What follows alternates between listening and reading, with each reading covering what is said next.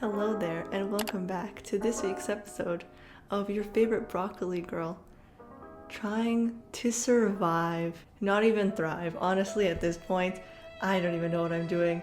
Every second is something new and so much work. So many interviews and random things this week. I just got off of a phone call, like a Zoom meeting with an engineer from Magical, and this Friday I'm having an interview with the CTO. And tomorrow I'm talking to a Figma recruiter about what to prepare for my on-site. Wednesday I'm talking to another recruiter but from scio, which is a different company, and there's so many things I need to do videos and finish my projects and everything. It's a lot. As you can tell, I am stressed, but it was really nice talking to the woman from Magical, and she was just very calming, just a nice person to talk to, and she's super honest and candid. So that's what I really liked, is because I am that way. And that's what value I like in other people. And I asked what her job is like because she's a growth engineer, so she does a bunch of different things. So 50% coding, 30% product stuff, 10% marketing and some other stuff. Talking about what it's like working at Magical, and it's a very small startup, 10 people. And I just learned more about the people there and the kind of culture, so that was really nice. Yeah, I asked her what are her career goals and does she think she's getting towards them in working at Magical, and she said, yeah, I don't have any career goals anymore. And what was funny is that she said that maybe it's because she has commitment issues, but she said people are always super worried about, oh, they have to commit to something, but you don't have to commit to something. Basically, use your feelings as a North Star, not oh yeah, I need to be this specific role by this age or something like that. It just do whatever feels right and what you like at the moment, because 5 years ago when she was in high school, she never thought that she would be doing this. She thought that she would be a banker. And I feel the same way. It's just whatever feels right for me. Yeah, it's pretty hard, but I'm keeping my mind open at this point, and I'm just, I don't know, excited to see where this takes me, and I guess what kind of conversations I'll be having this week, and interviews, maybe even more online assessments. I don't know, a lot of things. Hello, I was too tired to talk yesterday. Had a million meetings both at Shopify and Twitch. So I was way too tired. I'm very introverted. I lose energy whenever I have a meeting, essentially. And I did have my recruiter call with Figma, and they actually switched the recruiter because they realized that I wanted to go for new grad roles. She asked a few housekeeping questions, which was when am I graduating? Talking about a project to highlight my skills. So I just talked about my full stack project at Twitch. My top 3 priorities in looking for a company. And I said I want it to be at least somewhat in person. I want it to be an interesting tech stack that I like to use, because right now I feel I'm very biased, and whenever I see a company using a technology that I don't like, I'm no thank you. Or I'm just, I don't know. It's just do I want to be writing code in this language that I don't like? I don't know. Maybe I'm just too picky, but that is where I'm at currently. She also asked me the classic question, why Figma? Also, if I have any other offers or deadlines. I told her probably mid-October or something. And if I need immigration or visas and that kind of thing. And she told me the format, which I already knew about. It's 3 interviews for new grad, same as the intern ones. So 2 coding ones and 1 technical design one. After that, there's also a 4th interview, all in the same day. And it's a meeting with a hiring manager, so it's a more behavioral style interview. And basically she said, for tips, ask any clarifying questions first before you start coding, and over communicate during the interviews.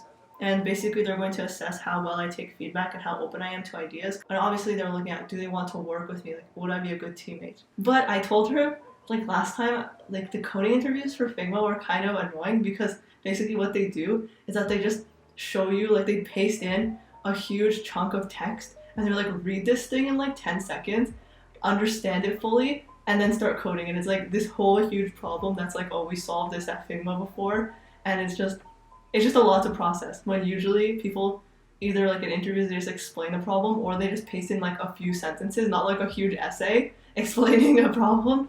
So it's a little bit different, and I think that's what makes it hard to prepare for, because I don't know, reading a huge chunk of thing is kind of it stresses you out on the spot when you're oh my god, this is crazy. I wasn't expecting it, I guess, when I first interviewed. I guess I forgot to mention this, but last week when I had my recruiter call with the woman from Palantir, she was oh, I see you already applied on our website or something. And I don't know if I did. I don't think I did. Maybe I applied through their Google form or something and put my resume. But she was saying, oh, I'll get back to you on like Tuesday.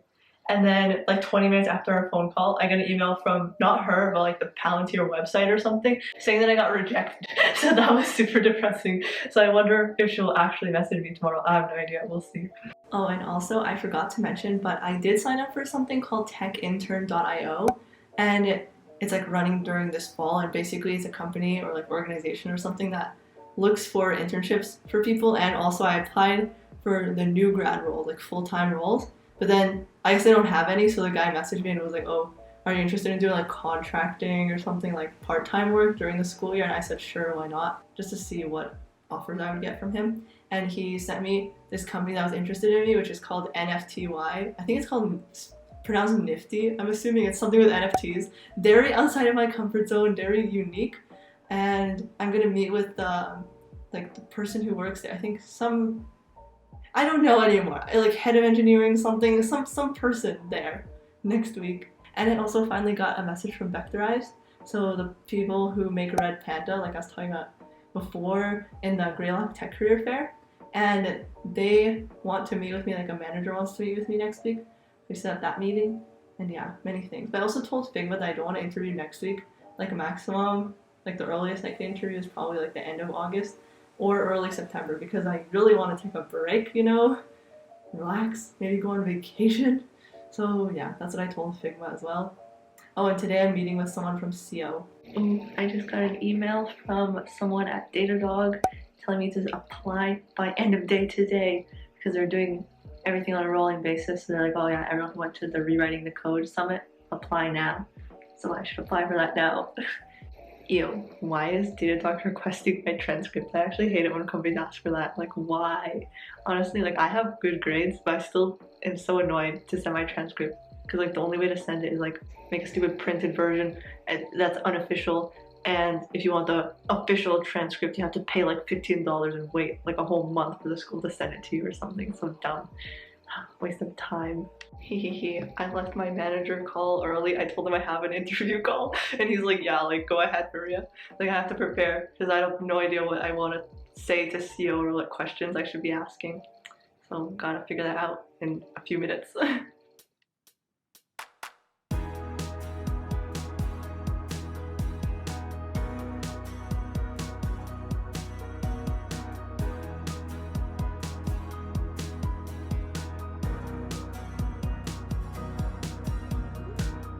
My friends on the internet talk to me more than my real ones do. I never seem to be good enough for him or her or even you. They say it'll always get better. Okay, I haven't seen you in a few days because I was really tired from so many meetings on Wednesday and Thursday, just like at work. So I was just like, I can't talk to the camera as well. And on Wednesday I met with the one recruiter from scio, and she actually was really nice, and she worked at the same company with the co-founder of scio, Rubrik I think, and then he made this new one, and then she moved. When she joined Rubrik, I think it was already around like 50 employees, so she wanted to see what it's like before the 50 employee mark, like even earlier on in a startup. And basically she said that they're in stealth mode, and they're actually going to try to rebrand because nobody knows how to say scio or scio or whatever. She said that they recently, like they've been around for 2 years, and they started converting their beta customers to actually paying customers. So that's pretty good. And they're around 40 people right now, and 32 are in engineering. They're in the Palo Alto office mainly. And for new grad, it would be like 3 days in person, 2 days remote probably. So hybrid. And I asked her like, what were their main clients? And she said more like under 2,000 people companies, because it's like scio is supposed to be able to search through their different types of data, like on, I guess, Google Drive or like Discourse or Slack, and help people find things. So I guess, yeah, smaller companies like starting off. And one of them was obviously like this founder's old company, Rubrik. So then I asked her like what technologies they use, and she said they use Go, Java, React, Python, TypeScript, and Google Cloud Platform. So actually all things I've used before, surprisingly. And the process is 2 rounds. So the first is a 1-hour algorithm coding interview, and then the final is 3 more engineering interviews, 2 coding, and discussions about like my past projects and that kind of thing. So pretty basic and standard. And she was saying like, oh, like when is the best time for you, which is good because like instead of just saying, oh, you're gonna interview next week, like a lot of other companies do, I explained to her like, I'm really tired, I'm gonna take a break, I'm gonna go on vacation or go to Vancouver with my parents. Well, I didn't tell her all this, but I'm just like, I'm gonna take a vacation. So when I come back, it'll be like first week of September, so I'll let you know. And she's like, yeah, like just let us know, email me before the first week of September and then we'll set something up. So that's really good. I need to just hear from the Figma recruiter like when I'm going to do the interview for Figma, and then I'll message the recruiter from scio and tell her what my plan is. That's pretty good. And today I am meeting with the CTO of Magical to have my interview. It's 1 hour during my lunch break, and it's basically 15 minutes I think of just talking, then 30 minutes of problem solving, like also talking no code, so that's great, and then 10 minutes of me asking questions I think. So I think that should be okay. Oh, and also I'm going to my friend's cottage this weekend. So we're going with a group of people and it's just gonna be so nice and relaxing, and finally like I will not have any work to do, like not do any video editing, I guess, not really coding, so I'm very excited for that. So yeah, gotta pack and go and buy stuff. So food, maybe alcohol, I don't know. Gotta see.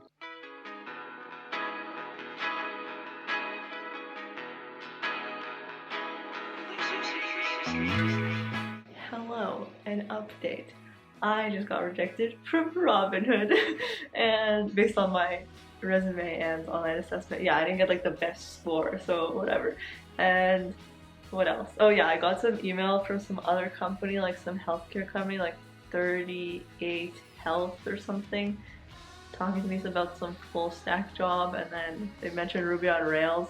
I don't want to do that. And this other company, this person, he's like, oh, I'm also a student in university, but I'm the co-founder of some NFT company. I think it's called Opal. I need to read the email. I don't know. I'll tell you later. And I have like demo meetings with my team, like demoing like what we did this sprint, and then after that, I have my CTO interview with Magical. I'm scared, but just have fun. Don't be worried. I just finished my interview with Magical, and like I heard the whole backstory of how it was created. Also, like the woman that I met, she's actually the wife of the CEO, so that's pretty cool. I didn't know that. They're a very closely knit community, and they're all basically from Toronto, which is interesting. And they moved to SF, worked on other companies together. The question he gave me is like a problem-solving type question that's like made to test if you can collaborate with people and if they can like receive hints or feedback and that kind of thing, and it's like one of those classic style of Google type questions, like not a specifically computer science question or math question, but kind of a little bit, and it's more of, yeah, like problem solving, and it was interesting.